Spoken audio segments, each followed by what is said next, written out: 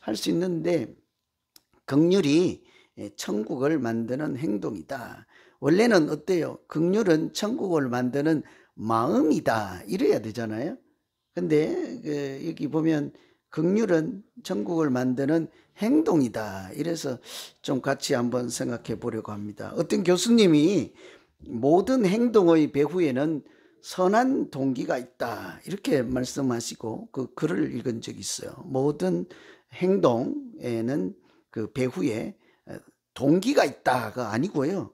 모든 행동의 배후에는 선한 동기가 있다는 거예요. 그럴까요? 나쁜 짓을 했는데도 선한 동기가 있었을까요? 이 좀 저는 얼른 공감이 되지 않았습니다. 그래서 자꾸 이제 글을 읽어보게 된 거예요. 뭐 행동이 문제가 있든지 없든지 그 동기나 목적은 선한 구석이 꼭 있다는 거죠. 그래서 공감이 안 돼서 이런 예를 들어놨더라고요. 우리 어머니께서 외출을 할 때 아이들이 같이 간다고 이렇게 하잖아요. 그래서 그랬더니 어머니께서 아니다. 너는 이제 오빠랑 언니랑 집에 있어라. 이렇게 얘기를 했더니 보통 아이들은 어떻게 합니까? 뭐 아랑곳하지 않죠. 떼를 쓰고 울고 가지고 있는 장난감을 던지고 막 뒹굴고 어떨 때는 땅바닥에 막 뒹굴고 그러죠. 저도 참 이렇게 어떤 사건은 강렬하게 남아서 일생을 남잖아요. 그죠? 이 한국에 있는 우리 누나가 들으면 안 되는데, 영상 찍어도 안 되는데, 여기는 원고가 없는데요. 저 얘기 하나 해드릴게요. 제가 한 7살 정도인가, 저는 이뻤을 거 아니에요. 아들이고. 그죠? 어리니까. 아직 외갓집에 가는 어머니께서 저는 데리고 가는 거예요. 근데 누나니까 이렇게 그 위에 2살 차이니까 위니까 조금 더 컸으니까 누나도 데려가고 나도 데려가고 하면 외갓집에 가지만 외삼촌 생신에 가는데 이제 떡을 해서 가는데 가면 가난하니까 저 호구 입 먹을 이렇게 미안한 마음 이런 것도 있을 거 아니에요. 엄마 자격지심도 있고 한 명만 데리는데 아들만 나만 데려가니까 우리 누나가 난리 버거지를 하고 한 2km는 따라왔던 것 같아. 그 방앗간에서 떡을 하는 거기에서 이제 체류할 거 아니에요. 1시간은 걸릴 거 아니에요. 나 그 사건을 잊을 수가 없어요. 그 지금도 생각해. 왜 나는 데려가고 누나 어디서 주워온 딸일까? 나중에 어른이 되면서 어머니의 마음이 보이기 시작하는 거예요.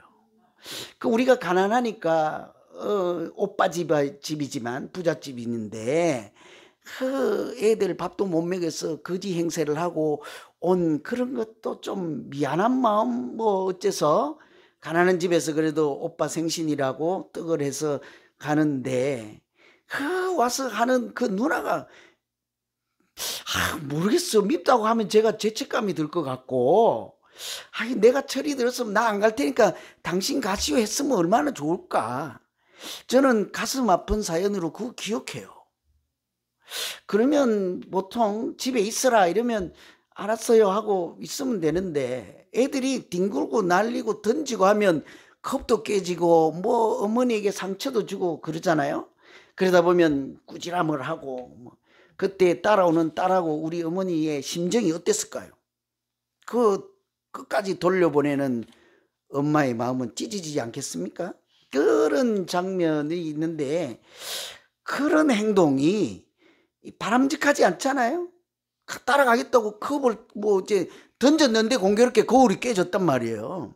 이게 악한 짓이고 이제 칭찬받을 만한 행동은 아닌데 그럼에도 불구하고 그런 행동일지라도 마음의 깊은 동기를 또 목적을 생각해 보면 선한 구석이 있다는 거예요. 따라가겠다고 끝까지 고집을 부리고 장난감을 던지고 땅바닥에 뒹굴어서 옷이 다 흙에 진흙탕이 된 그런 아이들 마음속에도 선한 동기가 있었을까요? 어머니께서 물어보면 그렇다는 거죠. 너 왜 그래? 그랬더니 답이 엄마와 같이 있고 싶어.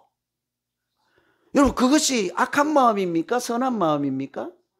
엄마랑 같이 있고 싶다는데 난 떨어지면 내가 막 죽는 것 같은 기분이야. 나는 그 정도로 엄마를 사랑해. 나는 엄마와 한 몸, 한 마음, 한 장소이고 싶어.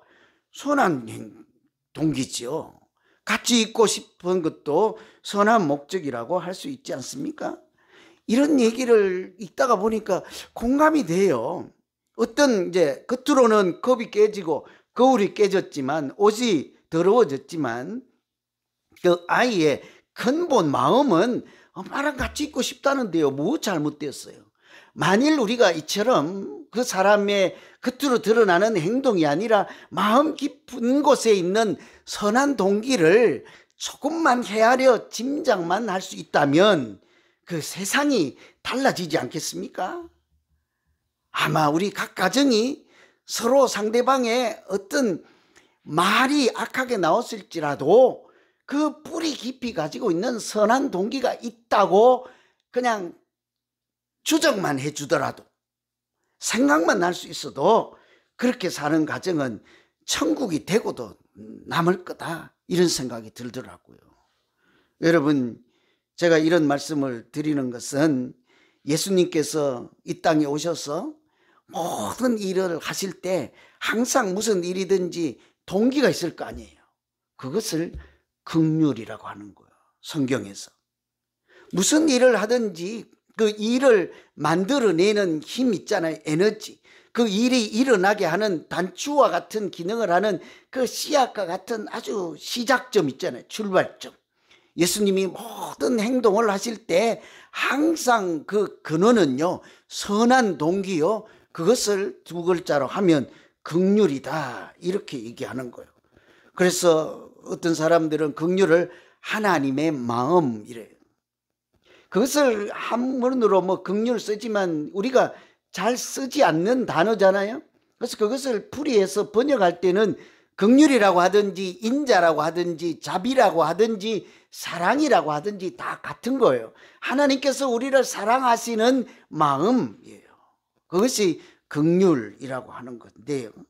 그래서 우리가 여기 있는 그 예수님이 항상 보면 무슨 일을 하든지 그 시작이 되는 출발점이 긍휼이었다고요. 성경에 보시면 저들을 불쌍히 여겨 긍휼히 생각하심으로 항상 이런 표현들이 있거든요. 그러면 그 표현 다음에는 반드시 기적이 일어나죠. 저들이 한 사흘 밥을 못 먹고 굶주린 저들을 보고 나그네를 보고 불쌍히 생각하심으로 그 뒤에 무슨 일이 일어나요? 오병이어 기적이 일어난다고요. 그렇게 예수님의 마음을 긍휼이라고 하는데, 그런 예수님께서 우리에게 동일하게 오늘 뭐라고 말씀하십니까? 긍휼히 여기는 자가 복이 있도다. 그들이 긍휼히 여김을 받을 것이기 때문이죠. 하나님의 사랑을 받기 때문이다. 긍휼을 사랑인 자비든 뭐라고 해석하든지 우리가 긍휼히 여기는 자로 살면 하나님으로부터 사랑을 받고 은혜를 받고 하나님의 인정하심을 받는 그런 믿음 생활을 할 것이라는 말씀이지 않겠습니까? 어떠세요? 여러분, 한번 긍휼히 여기며 천국을 이 땅에서 만들어가는 그런 아름다운 믿음 생활을 한번 해봐야 되지 않겠습니까? 긍휼히 여기시겠습니까? 근데 왜 저보고 자꾸 욕을 하지? 에? 왜 자꾸 나보고 때리려고 하지? 그러지 말고, 오늘 우리 장로님 기도 때문에 나 울다가 설교 못할 뻔했어. 뭐 들었어요? 기도 무슨 기도 하시던가요? 장로님이 뭐 하던가요? 목사님을 사랑하는 믿음 주십시오 그랬잖아요. 여러분, 기도할 때 나는 그런 기도 한 번도 들어본 적이 없어. 그죠? 우리 여러분, 긍휼히 여기면요, 그 가정에 하나님이 반드시 천국을 만들어 주실 줄로 믿습니다. 왜냐하면 우리가 하나님의 사랑을 받는 자로 살게 하신다는데, 하나님의 사랑이 충만하고 은혜가 충만하고 성령이 충만하면 그곳이 천국이지 않겠습니까? 이 교회가 서로 긍휼히 여기면요, 뭐 다른 거 필요 없어요. 그곳에 긍휼히 여김을 받는, 하나님의 사랑을 받는 사람들이 이 자리에서 함께 믿음 생활하면 그곳이 천국인 줄로 믿습니다. 다시 한번 여쭤볼까요? 긍휼히 여기시겠습니까? 나 오늘부터 잠 잘 자겠다. 욕하는 사람이 없을 거 아니에요. 이제 좀 미우면 반대로, 목사님 좀 칠칠 맞아요, 덜 떨어졌어요, 하나님 좀 불쌍히 여겨주세요, 긍휼히 여기, 그러면 될 거 아닙니까? 그런데 막 전화해가지고, 실제로 일어난 일은 아니에요. 우리가 이제 생활에 적용을 하면 그렇다고요. 그럼 여러분 둘이 싸운 얘기를 제가 여기서 다 뭐 토해내야 되겠습니까? 바로 신문에 다 내야 되겠냐고요. 제가 저를 빌어서 설명을 해드리는 거예요. 그렇죠? 우리가 서로 그렇게 긍휼히 여기면 그곳이 천국이요. 그래서 오늘 우리가 어떻게 긍휼히 여기며 살까를 같이 고민하는데, 긍휼이라는 것을 좀 깊이 생각해 볼 필요가 있겠습니다. 우선은 우리는 긍휼히 여기는 하고, 초등학교 국어 시간이에요. 긍휼히 여기는 하고 가로를 해놨어요. 그 다음에 두 글자 쓰래. 뭐 쓸래요? 긍휼히 여기는 두 글자. 마음 이랬어야지. 긍휼히 여기는 마음, 긍휼히 여기는 생각, 긍휼히 여기는 행동. 사지선다로 해봐요. 긍휼히 여기는, 난 네 번째는 모르겠다. 자, 긍휼히 여기는 마음, 긍휼히 여기는 생각, 긍휼히 여기는 행동. 뭐 택할래요? 행동? 저분 이거 먼저 읽어보고 오셨나? 누가 그랬어요? 보통은 긍휼히 여기는 마음이지요. 불쌍히 여기는 마음을 긍휼이라고 하는 거예요. 다른 사람을 불쌍히 안타깝게 생각하는 마음을 긍휼이라 한다고요. 그런데 성경은 그것만을 긍휼이라고 하지 않고, 다른 사람이 좀 안타까운 처지, 배가 고프거나 비 오는 날 비가 맞거나 뭐 이렇게 일이 있을 때 불쌍히 여기는 마음과 함께 그 안타까운 사정을 같이 해결하려고 하는 수고, 행동, 희생, 두 개 다가 있을 때 그것을 긍휼이라고 한다는 거예요. 아까 이제 천국이 된다 하니까 여러분 긍휼히 여기는 자로 살겠습니까? 하니까 아멘 했잖아요. 여러분 긍휼히 여기는 행동을 그렇게 하시겠습니까? 보용 달라졌잖아요. 안 하겠다는 거잖아요. 긍휼히 여기는 마음은 누구나 다 할 수 있거든요. 근데 그것을 문제까지 해결해 주는 긍휼히 여기는 실제적인 돕는 행동을 할 것인가? 이거는 대단한 믿음이 있어야 된다고요. 거기에 긍휼히 여기는 복을 주신다는 하나님의 약속이 나에게도 반드시 이루어져서 내가 하나님의 사랑받는 자로 이 땅을 살아갈 거야 하는 이런 믿음이 있는 자라야 긍휼히 여기는 마음뿐만 아니라 긍휼히 여기는 행동으로 천국을 만들어가는 믿음 생활 하게 될 줄로 믿습니다. 그래서 우선 1단계인 마음부터 한번 생각해 보자고요. 긍휼이라고 하는 것은 다른 사람을 불쌍히 여기는 마음이래요. 우선 마음이 뭐가 있어야 일이 일어난다고요. 마음에도 없고 생각에도 없는 것이 구체적인 행동으로 표현될 리는 없거든요. 마음 먹고 생각 먹어야 행동이 나타나기 마련이에요. 그래서 긍휼의 1단계도 다른 사람을 보며 불쌍히 여기는 마음인데요. 그런데 이것도 다른 사람을 보고 그냥 미안하다, 안타깝다, 안 됐다 이런 생각은요, 세상 예수님 모르고 교회 안 다니고 하나님 믿지 않는 세상 사람들도 다 느껴요. 그 정도는. 그래서 그것을 긍휼이라고 하진 않습니다. 어느 지나가다가 안 됐다 이 정도는, 예를 들면요, 제가 가다가 돌뿌리에 넘어졌는데 우리 권사님이 보고 에이 안 됐다 하고 손살같이 그냥 가버려요. 틀림없이 그 권사님이 아이고 안 됐다 했는데 그냥 가버렸다고요. 긍휼한 마음이 있었을까요? 없었을까요? 그냥 빈 말만 한 거예요. 그래서 이 긍휼한 마음이라고 하는 것도 다른 사람을 동정심을 갖거나 불쌍하다 그냥 1초 2초 아니면 생각하는 것으로는 긍휼이라고 하질 않고, 어머니가 자식에게 갖는 측은히 여기는 마음 정도는 돼야 이게 긍휼이라고 한대요. 하나님이 자기 백성인 우리를 사랑하는 마음 정도는 돼야 긍휼이라고 한다고요. 이 글자로 됐으니 이제 말로 제가 설명을 했으니까 뭐 다가오질 않죠. 그 뭐가 어머니가 자식을 생각하는 마음이 어떤데요? 아세요, 여러분? 어머니, 저는 알죠. 나는 사랑받는 자녀였으니까. 부럽죠? 우리 어머니 저를 무척 사랑해서 알지. 어머니 자식을 향한 마음.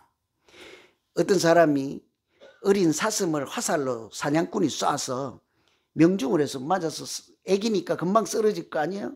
숨을 할 때가 죽어가고 피를 흘리는데 갑자기 옆에 숲속에서 어미사슴이 뛰쳐나온 거예요. 그러면서 소리를 지르면서 들면서 새끼 주위를 벌쩍벌쩍 뛰면서 하다가 그만 얼마 안 있어서 쓰러져 버린 거예요. 화살 안 맞았어요? 이상하잖아요. 왜 죽었죠? 나중에 짐승이니까 잡아서 이제 뭐 식량하려고 잡았든지 해서 어미도 배를 갈라 보니까 창자가 다 끊어져 있는 거예요. 그 애기, 자기 아들, 딸일 수도 있는 그 애기 사슴이 그 화살을 맞고 피를 토하고 죽어가는 그 모습을 보고 애간장이 녹아내리는 마음을 긍휼이라고 한다고요. 그러니 예수님이 우리가 세상에 속해서 사탄의 게임에 먹어서 하나님을 알지 못하고 우리에게 주신 하나님의 형상도 잊어버리고 그렇게 살아가는 안타까운 마음이 있으니까 자기 자신을 십자가에 내주는 사랑, 긍휼, 그것이 우리가 이 고난주간 사순절에 묵상하는 예수 그리스도의 십자가이지 않습니까? 그런 것을 긍휼이라고 한다는 거예요.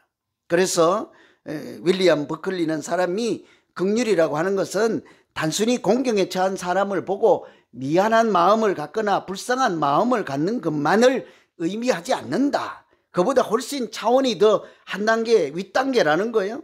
그것을 해석하기를 그 사람의 눈으로 보고 상대방의 눈으로 보는 거죠. 그 사람 입장이 되어 보는 거라는 거예요.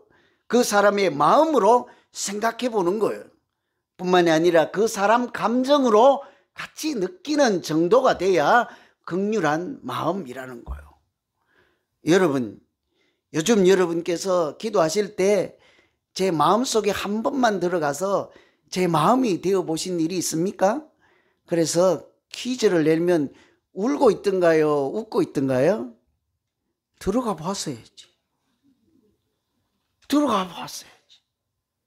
그죠? 그러니까 다른 사람 입장이 되어 봐야 울고 있는지 웃는지를 알 수가 있다는 거예요.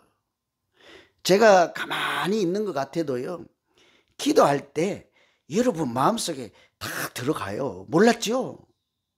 제가 그래도 얼굴이 멀쩡해도 우는 사람은 다 알아요, 제가. 가서 그 사람 앞에서 웃어도요, 속으로는 제가 울고 있다고요. 그거 아세요? 그런 게 기도예요. 다른 거 아니에요. 긍휼이라고 하는 것은 상대방 입장이 되어서 그 사람이 정말 감당할 수 없는 어떤 일을 당해갖고 혼자 어찌할 바를 모르는데 아유 그런가 보다 하고 지나가는 사람은 긍휼한 마음이 아닌 거예요. 정말 그 사람 입장에 대해서 같이 발을 동동 구르면서 어찌할까 안타까워서 그 안타까운 마음을 같이 나누고 느끼고 같이 해결을 하자고 할 때를 그런 마음을 긍휼한 마음 쉽지가 않아요. 쉽지가 않아요. 내 혼자 사는 것도 인생이 얼마나 무거운데. 그죠? 사실은 제가 교회 성장과 부흥과 교회가 그래도 뭐 이렇게 인재도 많고 능력도 많고 그래야지 우리가 지금 천불할 거를 더 뭐 만불이라도 지진 피해자를 돕고 할 거 아닙니까? 그런데 간혹 그렇게 기도 안 하고 싶을 때가 있어요. 100명도 버거워. 100명도 버거워. 여러분 제가 안 그래도 이 조그마한 어깨에 이게 근육도 없는 이게 조금만 하면 무너질 것 같은 그래도 힘쓰는 일은 전부 다 나 시키더만. 에? 이게 버거워. 그래서 사실은 제가 힘은 세요. 시켜봐요. 그게 버거워. 왜냐하면 우리가 그렇게 상대방 입장이 되어서 사는 것이 참 힘들거든요. 그래서 어떻게 기도해야 됩니까? 하나님, 내 인생도 복잡하고 버겁고 힘들어요. 저 사람 고통과 애통하는 마음과 그 눈물도 내가 같이 흘릴 수 있도록 내게 긍휼한 마음을 주시옵소서. 하나님의 마음을 우리에게 주실 때만 우리가 긍휼히 여기는 자로 살아갈 수 있을 줄로 믿습니다. 그래서 이것을 긍휼을 사람의 마음이 아닌 하나님이 주신 마음이라고 하는 거예요. 우리 생각으로는 긍휼히 여기는 자로 살아갈 수가 없는 거예요. 그래서 여러분, 우리가 간혹 누군가가 나에게 나 당신 마음 알아요. 나 권사님 마음 알아요. 나 여기 계신지 모르겠는데 최근에 그런 이야기를 들은 적 있어요. 우연히 어쩌다가 둘이 있게 됐는데 아유 친하지도 않는데 또 욕할라. 진짜는 친해요. 그냥 하는 말이에요. 그러더라고요. 목사님 지금 울고 있죠. 어떻게 알았어요? 아유 그래요. 내가 그래서 목사님만 생각하면 가슴이 찢어져요. 그러더라고. 아, 이분이 좀 기도를 하시나? 어떻게 알지? 내가 당신 마음을 알아요 하는 그 말 한마디가요 얼마나 큰 위로가 되는지 몰라요. 그런 사람은요 배신하지 않아요. 그런 사람은 등에다 칼 꼽지 않습니다. 그런 사람은 10,000번 잘해주다가 한 번 수틀린다고 해서 10,000번의 선한 뜻을 없는 것으로 그렇게 하지 않을 거 아니에요. 여러분, 예수님께서 우리에게 그렇게 하셨어요. 무슨 일을 하든지요 그런 마음이 항상 있었어요. 가장 먼저 행동하시기 전에 성경 읽어보시면 불쌍히 여기사 긍휼히 여기사 저들을 보고 눈물을 흘리시는 이런 마음, 그것이 긍휼인데요. 저는 우리 모두가 어제 그런 마음으로 바자회를 했다고 저는 확신합니다. 우리 마음에 그런 마음이 있어서 우리가 연약함 중에도 그렇게 지진난 가정들, 터키까지 우리가 비행기 타고 가서 벽돌 한 장 드러낼 수 없고 무너진 집을 이렇게 파헤칠 수는 없지만 우리가 마음으로 기도로 그 자리에 가본 사람들이지 않겠습니까? 그러니 그들의 고통을 같이 느끼는 거예요. 저는 아직도 잊을 수가 없어요. 한번 제가 말씀드렸을 수도 있어요. 왜냐하면 제 마음에 강렬하게 인상을 새겨져 있기 때문이에요. 콘크리트가 다 무너져서 딸이 거기 깔려 있고 어쩌다 보니까 손은 밖으로 나와 있는데 이미 시간이 많아서 그 딸에는 운명했겠죠. 목숨을 잃었겠지만 그 돌 옆에 누구 앉아 있습니까? 아버지가 앉아 있었잖아요. 어떻게 앉아 있어? 그 딸의 손을 잡고 있잖아요. 떠나지를 못하는 거지. 같이 느끼는 거죠. 그런 마음이 긍휼한 마음. 여러분, 우리가 지진 피해자 있는 그런데 아유 안 됐다, 지진이 없으면 얼마나 좋을까 하고 그냥 눈 한번 감고 지나가는 사람이 아니라 같이 느끼기 때문에 바자회라는 것을 통해서 그 사람들의 심정이 되고 그 돌 옆에서 손을 잡고 있는 아버지의 그 감정을 같이 느낌으로 우리가 이런 일들을 하는 것이지 않겠습니까? 저는 그런 마음에 하나님께서 복이 있는 마음이라 인정하시고 하나님으로부터 사랑을 받으며 참 그냥 껍데기 신앙이 아닌 하나님이 이렇게 복을 더해 주시는 은혜와 성령이 충만케 하는 그런 우리의 마음과 믿음이 되기를 간절히 기원합니다. 그런데 만일 우리가 그런 느낌으로만 끝나면 말씀드린 것처럼 긍휼이라고 아직까지 말할 수 없는 거예요. 왜냐하면 긍휼은 느낌이 아니라 뭐래요? 행동이기 때문인 거예요.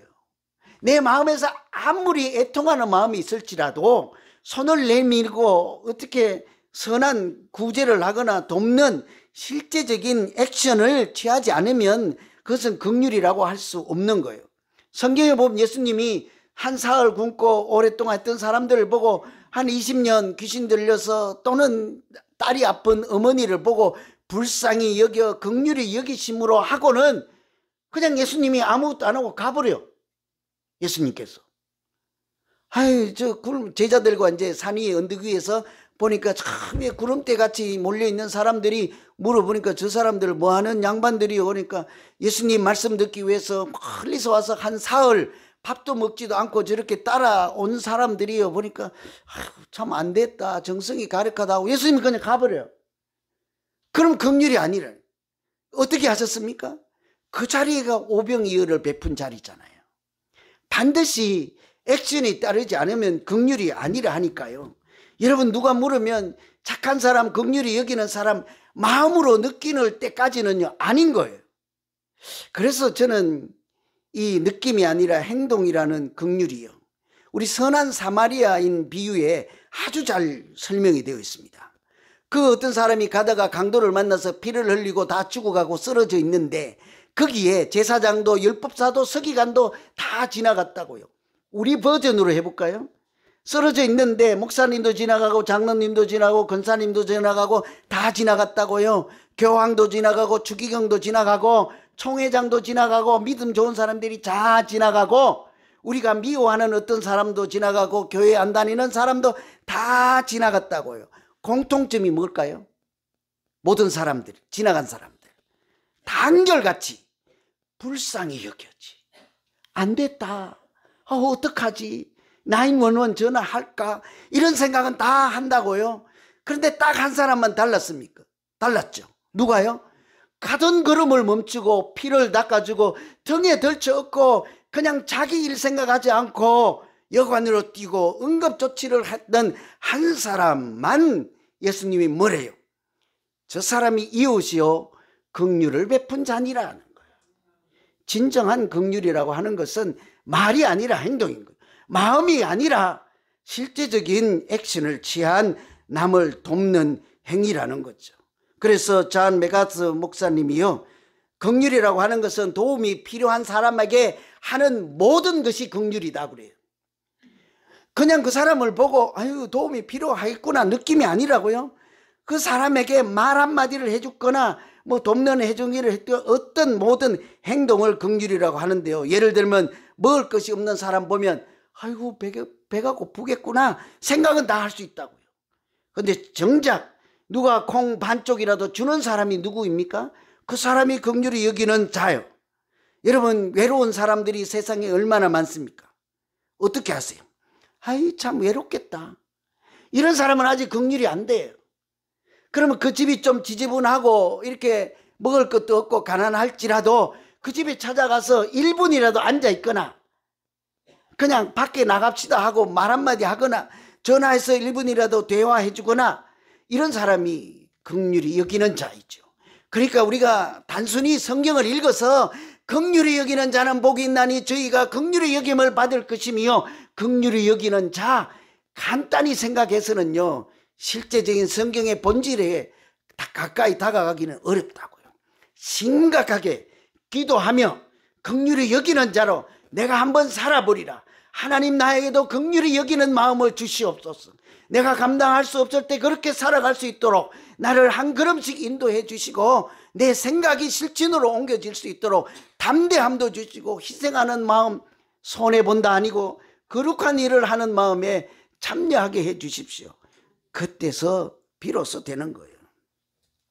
그래서요 우리가 긍휼히 여기는 교회가 되는 것도 참 쉽지 않아요.